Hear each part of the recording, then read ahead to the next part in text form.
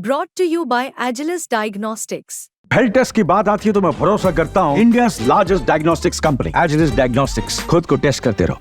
तो आदाब, नमस्कार, गुड इवनिंग, सत श्रीकाल। एक बार फिर आप तमाम लोगों का स्वागत है क्राइम तक की कहानी के इस एपिसोड में। उम्मीद है पूरी फैमिली अच्छी होगी, अपना और अपनों का ख्याल रख रही होगी। जूनियर लॉरेंस बिश्नोई यानी कि लॉरेंस बिश्नोई का छोटा भाई अनमोल बिश्नोई, जिस पर 10 लाख रुपए का इनाम है, एनआईए ने उसको एक वांटेड टेररिस्ट करार दिया है और लगातार उसकी तलाश हो रही थी। खबर ये थी कि कभी वो दुबई, कभी कीनिया, कभी कनाडा और फिर अमेरिका, और आखिरकार लास्ट वीक, पिछले हफ्ते, एक रोज़ अनमोल बिश्नोई अमेरिका में पकड़ा गया। अमेरिका में एक स्टेट है कैलिफोर्निया, और उसी कैलिफोर्निया के लॉस एंजलिस में एक फेक डॉक्यूमेंट्स लेकर अनमोल बिश्नोई ट्रैवल कर रहा था। उसने अपना फर्जी पासपोर्ट भी बना रखा था, क्योंकि देश से उस वक्त वो भागना उसके लिए मुमकिन नहीं था। लेकिन उस फर्जी जो दस्तावेज थे, उसके ट्रैवल डॉक्यूमेंट्स थे, उसमें एक रेफरेंस लेटर था एक कंपनी का। आप जब यूएस जाते हैं तो टूरिस्ट वीज़ा पर जाते हैं या फिर और तमाम कई वजह होती हैं, तो उसमें ये था कि जॉब के लिए एक रेफरेंस कंपनी का था कि वहाँ एम्प्लॉय है और उसी में काम करने जा रहा है। तो जब यूएस की जो इमिग्रेशन डिपार्टमेंट है, उसने उस शख्स का पासपोर्ट, वीज़ा और वो लेटर देखा, उस कंपनी का रेफरेंस लेटर, तो पासपोर्ट वीज़ा पे तो उन्हें कुछ शक हुआ नहीं। पासपोर्ट पे उस शख्स का नाम लिखा हुआ था भानु। पासपोर्ट भी उन्हें लगा जेन्युइन है, वीज़ा भी ठीक ठाक। लेकिन जो रेफरेंस लेटर था उस कंपनी का, उन्हें डाउट हुआ। उन्होंने उस शख्स को रोका और फिर उस कंपनी को कांटेक्ट किया, उससे पूछताछ की, तो पता चला कि ऐसे किसी शख्स के नाम पर ऐसा कोई लेटर या रेफरेंस लेटर इस कंपनी ने इशू ही नहीं किया।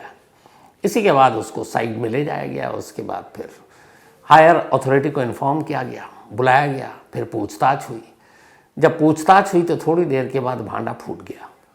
जैसे एक आम शख्स भानु को यूएस की इमिग्रेशन डिपार्टमेंट ने रोका था, थोड़ी देर के बाद पता चला कि ये भानु कोई और नहीं बल्कि लॉरेंस बिश्नोई का छोटा भाई अनमोल बिश्नोई है। जैसे ही ये चीज़ क्लियर हुई, इसी के फ़ौरन बाद यूएस इमिग्रेशन डिपार्टमेंट ने अमेरिकी जांच एजेंसी एफबीआई को इसकी इन्फॉर्मेशन दी। एफबीआई यानी federal bureau of investigation, America की सबसे बड़ी जांच एजेंसी, ठीक वैसे ही जैसे अपने देश में सीबीआई है। अब एफबीआई और सीबीआई में ये कॉमन है कि ये दोनों इंटरनेशनल पुलिसिंग यानी कि इंटरपोल, इनकी नोडल एजेंसियां होती हैं अपने अपने देशों में। अगर किसी देश का कोई मुजरिम भाग गया और उसको पकड़ना है, तो आप इंटरपोल के ही थ्रू उसको रेड नोटिस और सारी चीज़ें जारी करते हैं, फिर वो पकड़ कर आपको सौंपती है। तो इंटरपोल की नोडल एजेंसी यूएस में जो है वो एफबीआई है और हमारे देश में सीबीआई है। तो यूएस इमिग्रेशन डिपार्टमेंट ने इस भानु नाम के शख्स, जिसकी असली पहचान बाद में अनमोल बिश्नोई के तौर पर हुई, जब उसकी सच्चाई सामने आई तो एफबीआई को उसे सौंप दिया। अब जब एफबीआई के पास अनमोल बिश्नोई पहुंचा तो फिर एफबीआई ने उसकी कुंडली खंगाली। जब कुंडली खंगाली तो पता चला कि यह तो कोई छोटा मोटा शख्स है नहीं, बल्कि इस वक्त इंडिया में जिस गैंगस्टर की सबसे ज़्यादा चर्चा हो रही है, जिस गैंगस्टर की इंडिया से ज़्यादा कनाडा में चर्चा हो रही है, ये उसका छोटा भाई है। और इतना ही नहीं, इसके ऊपर बहुत सारे केसेस हैं, ये वांटेड है इंडियन अथॉरिटी को, इंडियन कानूनी एजेंसियों को। तो फिर एफबीआई ने इंडियन एजेंसियों को कांटेक्ट किया और बताया कि हमारे पास एक शख्स है जो इंडियन है, इंडियन ओरिजिन है, और फेक ट्रैवल डॉक्यूमेंट्स के साथ पकड़ा गया है, और इसका नाम अनमोल बिश्नोई है। अब आप सोचिए, इंडियन एजेंसी को जैसे ही पता चला अनमोल बिश्नोई, तो एक बड़ी कैच, बड़ा एक मतलब मछली हाथ में आया। फ़ौरन इंडियन एजेंसियों ने एफबीआई को कांटेक्ट किया, वहाँ यूएस में ही उनसे पूछताछ की, बातचीत हुई। तो फिर इंडियन एजेंसियों ने बताया कि ये कोई छोटा मोटा क्रिमिनल या गैंगस्टर या टेररिस्ट नहीं है, बल्कि एक मोस्ट वांटेड है एनआईए की लिस्ट में। 10 लाख रुपए का इसके सर पर इनाम है, और फिलहाल इसलिए चर्चा में है क्योंकि इसके ऊपर यूँ तो 18 से ज़्यादा केसेस हैं, लेकिन 3 ऐसे इसने क्राइम किए हैं जिसकी वजह से हाल के वक्त में सबसे लेटेस्ट मुकदमा उसी के खिलाफ दर्ज हुआ है। इनमें से एक पंजाबी सिंगर सिद्धू मूसेवाले का मर्डर केस, जिसमें अनमोल बिश्नोई बाकायदा वांटेड लिस्ट में है। दूसरा, इसी साल अप्रैल में सलमान खान के घर गैलेक्सी अपार्टमेंट पर शूट आउट, जिसमें 2 मोटरसाइकिल सवार ने गोली चलाई। बाद में उन मोटरसाइकिल सवारों को पकड़ा गया तो उन्होंने कहा कि ये काम उसे अनमोल बिश्नोई ने सौंपा था और अनमोल बिश्नोई ने बाकायदा इसको क्लेम किया सोशल मीडिया पर। सिद्धू मूसेवाला के मर्डर केस के बाद भी अनमोल बिश्नोई ने सोशल मीडिया पर क्लेम किया कि ये काम उसने किया है, गोल्डी बराड़ के साथ मिलकर। और सबसे ताज़ा लेटेस्ट अभी 12 अक्टूबर की बात, जब मुंबई में बाबा सिद्दीकी, एक पॉलिटिशियन, सलमान खान के करीबी दोस्त, उनका कत्ल हुआ, तो मुंबई पुलिस की क्राइम ब्रांच ने जितने शूटर को पकड़े, अब तक कुल 25 लोग गिरफ्तार हुए हैं बाबा सिद्दीकी मर्डर केस में। उनमें से ये पता चला कि कुछ ऐसे फ्रीलांसर थे शूटर जिनको अनमोल बिश्नोई ने कांटेक्ट किया था और उनके साथ स्नैपचैट और बाकी कम्युनिकेशन के थ्रू लगातार कांटेक्ट में था। तो अभी इस महीने की शुरुआत में ही, बल्कि लास्ट मंथ अक्टूबर में, मुंबई पुलिस की क्राइम ब्रांच जो बाबा सिद्दीकी मर्डर केस की जांच कर रही है, उसने मुंबई की उसी मकोका कोर्ट में, जिसमें ये जो गैलेक्सी अपार्टमेंट पर शूट आउट हुआ या फिर बाबा सिद्दीकी मर्डर केस की अभी सुनवाई होनी है, वहाँ ये जानकारी दी कि उन्हें शक है कि न सिर्फ गैलेक्सी अपार्टमेंट बल्कि बाबा सिद्दीकी मर्डर केस में भी अनमोल बिश्नोई का रोल है। और अनमोल बिश्नोई के बारे में खबर ये है कि इस वक्त या तो कनाडा में है या अमेरिका में है। तो इसकी गिरफ्तारी से महीने भर पहले ही मुंबई पुलिस की क्राइम ब्रांच ने मकोका कोर्ट में एक एप्लीकेशन देकर ये जानकारी दी अदालत को कि हम अनमोल बिश्नोई को भारत लाने की कोशिश कर रहे हैं और इसके लिए हमने फॉरेन मिनिस्ट्री, होम मिनिस्ट्री के थ्रू और सीबीआई के थ्रू, क्योंकि सीबीआई नोडल एजेंसी इंटरपोल की, तमाम डॉक्यूमेंट्स दिए हैं कि कैसे हमें 2 केसेस में वो वांटेड है, एक सलमान खान के घर शूट आउट में और दूसरा बाबा सिद्दीकी मर्डर केस में। तो हम कोशिश कर रहे हैं और हम उसे जल्द लेकर आएंगे। तो ये लास्ट मंथ की ही बात थी। अब अचानक लास्ट वीक अनमोल बिश्नोई अमेरिका में गिरफ्तार, ये खबर पूरे देश में फैली। अब जैसे ही फैली, हमारे सारे स्टेट एक्टिव हो गए, क्या पंजाब, क्या हरियाणा, क्या राजस्थान, क्या एमपी, क्या मुंबई, सभी जगह, इसलिए कि इन सभी स्टेट्स में उसके खिलाफ केस है और 9 तो अरेस्ट वारंट है उसके खिलाफ अलग अलग अदालतों में हमारे देश की। तो अब होता ही है कि जब भी इस तरह का कोई बड़ा गैंगस्टर गिरफ्तार होता है तो फ़ौरन सारी स्टेट की पुलिस एक्टिव हो जाती है और कोशिश ये होती है आपस में स्टेट वाइज में मुकाबला होना शुरू हो जाता है कि अगर उसे भारत लाया जाएगा तो पहले कौन उससे पूछताछ करेगा, किसकी कस्टडी में होगा। तो इधर मुंबई को भी चाहिए, उधर राजस्थान को भी चाहिए, उधर पंजाब को भी चाहिए, दिल्ली को भी चाहिए, एमपी को भी चाहिए। तो कौन? तो मुंबई पुलिस ने कहा भाई लेटेस्ट केस हमारा है, अभी बाबा सिद्दीकी मर्डर केस की इन्वेस्टिगेशन जारी है, तो एक तो हमें उसे पूछताछ करनी है, दूसरा सलमान खान के घर पे चली गोलीबारी के बारे में भी पूछताछ करनी है। तो मुंबई पुलिस ने फटाफट आनन फानन में उधर सीबीआई और बाकी लोगों को अपने पेपर बढ़ा दिए और कहा कि अगर ज़रूरत पड़ी तो मुंबई पुलिस की क्राइम ब्रांच की टीम खुद अमेरिका जाएगी और लॉरेंस बिश्नोई को लेकर आएगी। तो ये तो रही अब तक की कहानी। इत्तेफाक की बात है कि लॉरेंस बिश्नोई जिस कैलिफोर्निया में पकड़ा गया है, उसी कैलिफोर्निया में आखिरी बार 1 साल पहले वो एक शादी में भी देखा गया था और एक पंजाबी सिंगर के साथ बाकायदा स्टेज पर वो सेल्फी ले रहा था और तब से वो वहीं था। उसकी वजह ये थी कि वो कनाडा से भाग निकला था। असल में हुआ ये कि 2021 ये आखिरी वक्त था जब राजस्थान में एक मर्डर केस के सिलसिले में अनमोल बिश्नोई पकड़ा गया और जेल में था। 2021 में उसे ज़मानत मिल गई, ज़मानत पे वो बाहर आया और यही वो टाइम था, 2021 आधा साल गुजर चुका था, जब लॉरेंस गैंग और सिद्धू मूसेवाला के बीच दुश्मनी पीक पर थी। लॉरेंस सिद्धू मूसेवाला को ठिकाने लगाना चाहता था, इसके लिए शूटरों की ज़रूरत थी, इसके लिए प्लानिंग की ज़रूरत थी और लॉरेंस खुद साबरमती जेल में बंद। तब लॉरेंस ने यह काम अपने छोटे भाई अनमोल बिश्नोई को सौंपे और साथ ही कहा कि मदद करेगा गोल्डी बराड़ जो कनाडा में था। तब तक अनमोल बिश्नोई इंडिया में था। राजस्थान की जेल से, जोधपुर जेल से वो ज़मानत पर बाहर आया, पर उसे पता था कि एक बार सिद्धू मूसेवाला पर हमला हुआ और उसकी जान गई तो फिर पुलिस उसके पीछे पड़ेगी। तो इसलिए साजिश इतनी गहरी रची गई कि सिद्धू मूसेवाला का कत्ल होता है 29 मई 2022 को और उससे 14 दिन पहले ही, यानी कि 15 मई 2022 को जो अनमोल बिश्नोई है वो एक फेक पासपोर्ट बनाता है, एक ट्रैवल एजेंट के ज़रिए फेक डॉक्यूमेंट्स बनाता है और यहाँ से फेक पासपोर्ट जो बनाया उसने भानु के नाम पर बनाया और उस पासपोर्ट से वो बड़ी आसानी से नेपाल निकल गया। अब चूंकि इधर वो बेल पे आया था, बाकी छोटे मोटे केसेस तो थे उसके ऊपर, लेकिन कोई इतना बड़ा मामला अभी तक नहीं था जो सुर्खियों में आए, तो उसे पता था कि अभी गुपचुप तरीके से शांति से निकल लो। तो 15 मई को वो इंडिया से निकल जाता है, यहाँ से पहुँचता है नेपाल, नेपाल से जाता है दुबई, दुबई से जाता है कीनिया और कीनिया से पहुँच जाता है कनाडा। अब कनाडा में बैठकर वो गोल्डी बराड़ के साथ मिलकर एक पूरी साजिश रचता है सिद्धू मूसेवाला के कत्ल के लिए। वही शूटर तैयार करता है, अलग अलग स्टेट के शूटर को बुलाता है, फिर फाइनेंस का इंतज़ाम करता है, पैसे देता है, हथियार का इस्तेमाल करता है और आखिरकार उसके इंडिया से भागने के ठीक 15 दिन बाद, बल्कि 14 दिन बाद 29 मई 2022 को सिद्धू मूसेवाला का मूसेवाला के गांव में ही अपने ही घर के करीब गोली मारकर हत्या कर दी जाती है। जब सिद्धू मूसेवाला का कत्ल होता है उसके अगले ही दिन सोशल मीडिया पर गोल्डी बराड़, अनमोल बिश्नोई खुद क्लेम करता है कि सिद्धू मूसेवाला के कत्ल के पीछे उनका हाथ है और उन्होंने बदला लिया है। अब जैसे ही सिद्धू मूसेवाला का कत्ल होता है, लाखों फैन फॉलोइंग, पुलिस, बाकी एजेंसियां भी फिर हाई अलर्ट पे आ जाती हैं।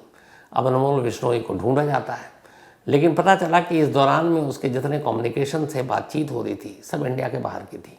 और उसी दौरान जब ये तफ्तीश हुई तब पता चला कि वो यहाँ से नेपाल गया था, फिर दुबई गया था, फिर कीनिया गया था, फिर कनाडा गया था। तो वो तो देश से बाहर था। गोल्डी बराड़ भी कनाडा में, अब उनका लॉरेंस का गैंग भी कनाडा में।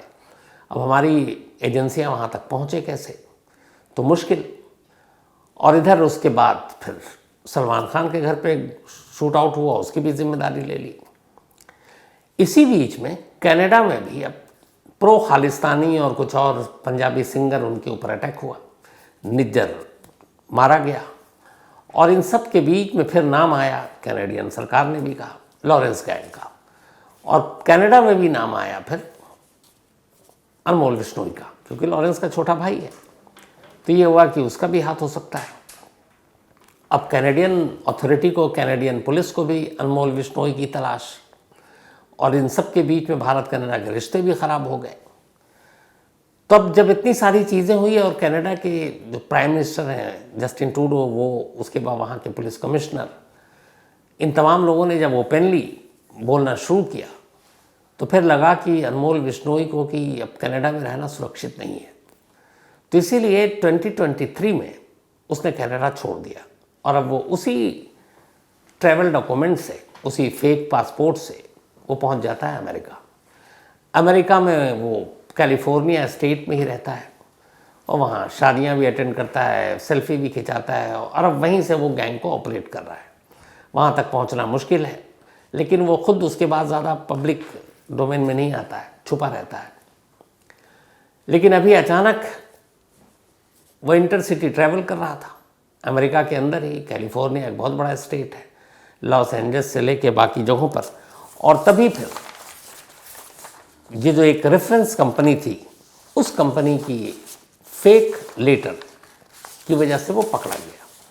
और जब पकड़ा गया तो फिर पता चला कि भैया ये भानु नहीं है, बल्कि ये तो लॉरेंस बिश्नोई का छोटा भाई है। अब अनमोल बिश्नोई का भाई अनमोल बिश्नोई पकड़ा गया है। FBI को ये काम सौंपा गया कि भैया अब आप डील कीजिए। अब FBI के 3 लोग अनमोल बिश्नोई का आगे क्या करेंगे, इसको लेकर इंडियन एजेंसियों से बातचीत कर रहे हैं। इनमें CBI के टॉप ऑफिसर भी शामिल हैं और हमारे बाकी एजेंसियां भी, जैसे NIA भी हैं, अलग अलग स्टेट की पुलिस को भी चाहिए। तो अब सवाल ये है कि अमेरिका में अनमोल बिश्नोई पकड़ा तो गया, लेकिन क्या भारत लाना इतना आसान होगा उसके लिए, मतलब हमारी एजेंसियों के लिए? तो पहले कानून की बात की, कानून क्या कहता है। जो हमारी एजेंसियां हैं, जाहिर सी बात है CBI के थ्रू FBI से जो बातचीत चल रही, मीटिंग, अभी लास्ट थर्सडे को भी मीटिंग हुई है, तब 5 दिन पहले, तो उसमें बताया गया कि देखिए अनमोल बिश्नोई हमारे यहाँ वांटेड है, 10 लाख का इनाम है, और ये बड़े केसेस हैं जो उसने किए, और ये अलग अलग हमारे कोर्ट हैं, उन्होंने नॉन अवेलेबल वारंट या फिर अरेस्ट वारंट इशू कर रखा है। तो एफआईआर से लेके उन केसों की डिटेल, ये सारी चीज़ें उस डोजियर के साथ एफबीआई के सामने रखा जा रहा ताकि उनको कन्विंस किया जा सके कि ये हमारे देश का मुजरिम है और इसको सज़ा देना हमारा हक है, तो हमें दे दीजिए। अब यहाँ अच्छी बात यह है कि हमारे यानी इंडिया के और यूएस के बीच में ट्रीटी है, यानी प्रत्यर्पण संधि है। एक दूसरे मुजरिम को एक दूसरे देशों को हम सौंप सकते हैं, लेकिन एफबीआई सौंप देगी क्या? एफबीआई के हाथ में ही है सब कुछ? तो ऐसा भी नहीं है। अब हुआ यह है कि इधर जैसे ही अनमोल बिश्नोई गिरफ्तार हुआ, उसने कोर्ट में अपने एक वकील के ज़रिए एक अर्जी डालने की कोशिश कर रहा है। कोशिश क्या, उसको डालना ही है और वहाँ के कानून के हिसाब से उसे कोई रोक नहीं सकता। और उस एप्लीकेशन के ज़रिए वो ये कहेगा कि भारत भेजे जाने पर मेरे खिलाफ वहाँ मुझे झूठे मामलों में फंसा दिया जाएगा, जो जुर्म मैंने नहीं किया उसकी मुझे सज़ा दी जाएगी, और दूसरा मेरे बहुत सारे दुश्मन हैं तो मेरी जान को भी खतरा है, मुझे मार देंगे, तो इसलिए मुझे आप भारत ना भेजें। अब ये मामला फिर जैसे ही एक कोर्ट में जाता है अनमोल बिश्नोई अमेरिका के, तो एफबीआई के हाथ से भी बाहर निकल गया। अब एफबीआई के पास भी पावर नहीं है कि वो अनमोल बिश्नोई को भारत को सौंप दे। अब कोर्ट के फैसले के ऊपर सब डिपेंड करेगा, और उस कोर्ट में जो अर्जी लगाता है, सबसे इम्पोर्टेंट ये हो जाता है कि उसमें वो दलील क्या देता है। मतलब असलम मांगता है, शरण मांगता है कि हमें शरणार्थी का दर्जा दे दिया जाए, हम यहाँ पे एक लॉ ओबीडेंट सिटी रहेंगे, सिटीज़न, हमारा यहाँ पे अमेरिका में कोई क्राइम की हिस्ट्री नहीं है, लेकिन इंडिया में मेरी जान को ख़तरा है और वहाँ की पुलिस हमें झूठे केस में, फर्जी केस में फंसा देगी। तो अदालत ये देखेगी कि क्या वाकई इसको इंडिया भेजने पर ख़तरा है, और क्या सही मानों में ये इतना बड़ा क्रिमिनल है, और क्या अमेरिका में रहने से इसके अमेरिका को कोई ख़तरा तो नहीं है। तो अब अदालत फैसला देगी। अब वो अदालत अमेरिका में भी अपने जैसा है कि अगर उसने एक लोअर कोर्ट ने दे भी दिया तो ऊपरी अदालत में भी जाने का टाइम है। तो फिलहाल ये है कि बहुत जल्द अनमोल बिश्नोई भारत को सौंप दिया जाए, ये कहना जल्दबाजी होगा। अब ये एफबीआई के हाथ में भी नहीं होगा, अब ये कोर्ट तय करेगी, और कोर्ट के बाद फिर फैसला होगा कि उसका क्या होगा। लेकिन ये भी चलिए किसी न किसी दिन तो फैसला आ जाएगा। एक और भी अड़चन है बड़ी मुश्किल, और वो और टेढ़ी अड़चन है। वो ये है कि हाल के वक्त में जब से कनाडा में चुन चुन कर कई लोगों को निशाना बनाया गया, जिसमें लॉरेंस गैंग का नाम लिया जा रहा है, उसके बाद अब कनाडा की सरकार को भी ये पता चल चुका है कि लॉरेंस का भाई अनमोल बिश्नोई अमेरिका में अरेस्ट हो चुका है। तब कनाडा भी अपना हिसाब किताब करना चाहेगा। वो भी कहेगा कि चाहे निज्जर हत्याकांड हो या फिर और सिंगर के ऊपर जो गोली चली है या कुछ और किलिंग हुई है, उसमें लॉरेंस गैंग का हाथ है, और उस लॉरेंस गैंग का छोटा भाई है, चूँकि लॉरेंस जेल में है तो बाहर से रहकर यही ऑपरेट कर रहा है। कई चीज़ों की तो इसने खुद जिम्मेदारी सोशल मीडिया पर आगे बढ़कर ले ली है, तो वो भी उसके खिलाफ एक अगेंस्ट में एक प्रूफ है। तो इन सारी चीज़ों को देखते हुए अनमोल बिश्नोई कनाडा का दुश्मन है, कनाडा का मुजरिम है, कनाडा का वांटेड है। तो पहला हक हमारा बनता है, आप हमें अनमोल बिश्नोई को सौंप दीजिए। तो अमेरिका के सामने दो दिक्कत होगी, एक भारत को सौंपे, दूसरा कनाडा को सौंपे। अब भारत और कनाडा के रिश्ते तो ख़राब हैं, आपस में समझौता होने की उम्मीद कम है। भारत अमेरिका के रिश्ते अच्छे हैं तो एक उम्मीद बनती है, लेकिन अमेरिका और कनाडा के रिश्ते भी बहुत अच्छे हैं। और जो फाइव आइज़ वाला एक जासूसी संगठन है, उन 5 देशों में अमेरिका और कनाडा एक दोनों दूसरे के दोस्त हैं। कनाडा पे कभी भी कोई हमला या अटैक होता है, अमेरिका मानता है कि वो उसके ऊपर हुआ है। तो अगर कनाडा की सरजमीन पर कोई लॉ एंड ऑर्डर की प्रॉब्लम आई, कोई कत्ल हुआ या किसी की जान ली गई, तो फिर अमेरिका को लगता है कि ये उसके दोस्त के देश पर हुआ हमला है या क्राइम है। तो ऐसी सूरत में अमेरिका क्या करेगा? अनमोल बिश्नोई को भारत को सौंपेगा या फिर कनाडा को? और ये चीज़ हमारी एजेंसियों को भी पता है, इसीलिए अभी कोई बहुत ज़्यादा एक्साइटमेंट नहीं है कि अनमोल बेशक अमेरिका में पकड़ा गया, लेकिन भारतीय एजेंसियों को सौंप ही लिया जाए। और सौंपेगा तो फिर कितना वक्त लगेगा पता नहीं, सौंपने के बाद किस पुलिस को उसको यहाँ सौंपना है ये भी आइडिया नहीं, क्योंकि कहीं ऐसा ना हो कि लॉरेंस की तरह अनमोल बिश्नोई पर भी वही होम मिनिस्ट्री का वो सेक्शन लगा दिया जाए 267 या 8 कि एक ही जगह रहेगा, एक ही जेल में रहेगा, जिससे पूछताछ करनी है वही आकर जेल में पूछताछ कर ले। तो अभी ये सब पता नहीं है, लेकिन इन सब को भी हटा दीजिए। एक वैसे ही मान लीजिए कि अमेरिकी सरकार या एफबीआई या कोर्ट की परमिशन के बाद प्रत्यर्पण संधि के तहत अनमोल बिश्नोई को भारत को सौंप दिया जाता है। अब भारतीय एजेंसियां उसे इंडिया ले आती हैं। लाने के बाद उसे जेल में डाल दिया जाता है। तो क्या लॉरेंस गैंग कमज़ोर पड़ जाएगा? क्या अनमोल बिश्नोई जो कुछ अपने गैंग को ऑपरेट कर रहा है, अब तक कर रहा था बाहर से, उस पर लगाम लग जाएगी, शिकंजा कस जाएगा और ये गैंग ख़त्म हो जाएगा? ये सवाल इसलिए है कि 10 साल तो हो गए लॉरेंस बिश्नोई को जेल में गए हुए। इन 10 सालों में वो राजस्थान से लेके, पंजाब से लेके, दिल्ली से लेकर और अब अहमदाबाद की साबरमती जेल में बंद है। और इन 10 सालों में लॉरेंस गैंग का साम्राज्य कितना बढ़ा कि वो नेशनल ही नहीं इंटरनेशनल हो गया। इंडिया से लेकर पता नहीं किन किन देशों में उसके लोग हैं। तो जो शख्स ऑलरेडी पिछले 10 सालों से जेल में है, अपने कानून के शिकंजे में है, और वो जेल में रहते हुए भी आज भी बेधड़ल्ले फ़ोन का इस्तेमाल करता है और किसी के नाम की भी सुपारी, धमकी, कुछ भी कर देता है। तो जब 10 साल से जेल में रहकर लॉरेंस बिश्नोई अपने गैंग को उसने कमज़ोर नहीं होने दिया, तो उसका छोटा भाई अनमोल बिश्नोई भी अगर अमेरिका से गिरफ्तार होने के बाद इंडिया की जेलों में लाकर बंद कर दिया जाए तो क्या गैंग कमज़ोर पड़ जाएगा? ईमानदारी से कहें तो उम्मीद तो नहीं है। क्यों नहीं है? क्योंकि जब बड़े भाई पे आप जेल में बंद करके 10 साल में आप उसको रोक नहीं पाए, तो फिर छोटे भाई को आप क्या रोकेंगे? वो भी जेल से उसी तरीके से ऑपरेट करेगा। तो इसीलिए क्या सिर्फ जेल लाना मकसद है, कानून के हिसाब से सज़ा दिलाना मकसद है, या ये है कि ऐसे लोगों को जेल में अंदर लाने के बाद जो उनका पूरा नेटवर्क है, जो उनका गैंग है, उनसे कैसे उनका कम्युनिकेशन काट दिया जाए, ये ज़रूरी है। तो खाली आप गिरफ्तार करके ले आते हैं और यहाँ वही लॉरेंस की तरह अनमोल बिश्नोई भी फ़ोन पे जैमर होने के बावजूद लोगों को फ़ोन करे, धमकाए और बताए कि कहाँ कब कैसे करना है, तो उसका कोई मतलब नहीं बनता। तो इसीलिए ज़रूरी है कि गिरफ्तारी के बाद अगर जेल हो तो जेल का मतलब फिर सज़ा हो, और सज़ा मतलब ये कि आप बाहरी दुनिया से कटे हुए हैं, आपका किसी से कोई कनेक्शन नहीं है। और जब कनेक्शन नहीं है तो फिर ना आप किसी को हुक्म दे सकते हैं, ना आप किसी को डरा सकते हैं, ना आप किसी से वसूली कर सकते हैं, ना आप किसी के नाम की सुपारी निकाल सकते हैं। लेकिन ऐसा हो पाएगा? पता नहीं। लेकिन हाँ, इस वक्त अच्छी खबर ये ज़रूर है कि अनमोल बिश्नोई पकड़ा गया है। लेकिन भारत लाने में क्या होगा मालूम नहीं अब तक, क्योंकि एक और अर्शदीप, वो भी कनाडा में पकड़ा गया। और कनाडा से हमारे रिश्ते ख़राब हैं, लेकिन हमारी पुलिस को उसकी तलाश है। तो यहाँ अमेरिका वाला सिचुएशन नहीं है, लेकिन अर्शदल्ला को भारत लाया जाएगा, क्योंकि कनाडा के साथ भी हमारी ट्रीटी है, प्रत्यर्पण संधि है, एक दूसरे के मुजरिम को हम एक दूसरे के यहाँ ला सकते हैं। लेकिन ऐसा हो पाएगा, वो आएगा, इस बात की भी गुंजाइश कम है।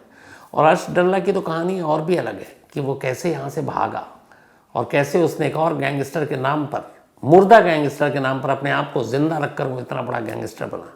ये कहानी फिर किसी दिन आपको सुनाऊंगा। लेकिन फ़िलहाल उम्मीद की जानी चाहिए कि अमेरिका अनमोल बिश्नोई को सौंपे, क्योंकि मुंबई पुलिस को तलाश है। और इससे 2 चीज़ें बड़ी साफ़ होंगी कि सलमान खान के घर पे जो शूट आउट हुआ उसकी ये पूरी प्लानिंग कैसे रची गई, क्योंकि मास्टरमाइंड बाहर है। और दूसरा, क्या वाकई बाबा सिद्दीकी मर्डर केस में लॉरेंस गैंग का हाथ है, अनमोल बिश्नोई गैंग का हाथ है, जैसा अब तक मुंबई पुलिस कह रही है, या फिर एक फ्रीलांसर का काम है और इस बाबा सिद्दीकी की मर्डर मिस्ट्री की असली कहानी कुछ और है? क्योंकि अभी भी ये बात गले नहीं उतर रही है, ना ऐसे कोई सबूत मिले कि बाबा सिद्दीकी का मर्डर लॉरेंस गैंग नहीं कराया, क्योंकि उसकी कोई मोटिव या वजह नहीं अभी तक बन रही है। तो अगर अनमोल बिश्नोई सामने आता है तो शायद बाबा सिद्दीकी मर्डर केस से भी पर्दा खुल सकता है। और ये भी हो सकता है कि अगर इसके पीछे कोई और साजिश है, वो गहरी साजिश है, तो वो साजिश भी बेनकाब हो सकती है। लेकिन उसके लिए ज़रूरी है कि अनमोल बिश्नोई से लंबी पूछताछ हो। ये वही अनमोल बिश्नोई है जो ज़माने में पढ़ने लिखने में बेहद होशियार था, लेकिन लॉरेंस बिश्नोई गलत रास्ते पर चला, फिर पुलिस घर पहुंचने लगी। उसके बाद अनमोल बिश्नोई को भी पुलिस तंग करने लगी, और बार बार पुलिस के आने से, पुलिस की धमक से वो घर छोड़कर भागता है, पढ़ाई छोड़ देता है और फिर अपने भाई के, बड़े भाई के रास्ते पर चल पड़ता है। कहते हैं कि अगर वो जुर्म के रास्ते पर न चलता तो ठीक ठाक उसकी अच्छी नौकरी होती, क्योंकि पढ़ाई लिखाई में बहुत ब्रिलियंट था वो। लेकिन इंसान को पता नहीं कब कौन सी चीज़ कहाँ ले जाए। तो ये थी आज की कहानी। कहानी ख़त्म करूं उससे पहले वही अपना सिलसिला। एक तो आज 19 नवंबर है, आपको याद होगा ठीक है 1 साल पहले आज ही का दिन वो फाइनल वर्ल्ड कप 50 ओवर जो हम अहमदाबाद में ऑस्ट्रेलिया के हाथों हार गए थे, तब हेड ने हमारा हार्ट तोड़ दिया था। लेकिन खैर उसके बाद T20 हम वर्ल्ड कप जीते। तो गौरव पाल जी ने याद दिलाया कि आज 19 नवंबर है और वर्ल्ड कप जो हारे थे वो एक अफसोसनाक दिन। इसके अलावा आज रविंदर साहब के बेटे का जन्मदिन है और इन्होंने अपने बेटे का नाम तो लिखा नहीं, लेकिन हैप्पी बर्थडे रविंदर जी आपके बेटे को, पूरी क्राइम तक फैमिली की तरफ से। साथ ही नूरानी बानो, इनका भी आज बर्थडे है, तो हैप्पी बर्थडे नूरानी जी। और ये सुहेल अहमद साहब की वाइफ हैं अवानी बैगाने, इनका भी आज बर्थडे है, तो हैप्पी बर्थडे अवानी जी। और ये महेंद्र जी एंड उनकी दादी ने भेजा है। साथ ही दीप्ति भोसाले, इनका भी आज बर्थडे है, तो हैप्पी बर्थडे दीप्ति जी। और ये भेजा आशीष शर्मा ने। इसके अलावा सुमन रुहेला एंड महेंद्र चौधरी, इन दोनों की आज मैरिज एनिवर्सरी है, तो आप दोनों को बहुत बहुत बधाई सुमन जी और महेंद्र जी। इसके अलावा मुकेश नीरज यादव, इनकी भी आज एनिवर्सरी है, पर इन्होंने पत्नी का नाम भेजा नहीं। कोई बात नहीं, हैप्पी एनिवर्सरी मुकेश जी। भेजा गणेश शर्मा जी ने। और गणेश साहब आप भी कल्प्रिट हैं, आपने नाम ही नहीं भेजा। तो कहानी में आज इतना ही। अब आपसे मुलाकात होगी कल रात 9 बजे किस नई कहानी के साथ। तब तक अपना और अपनों का ख्याल रखिएगा। Thank you very much.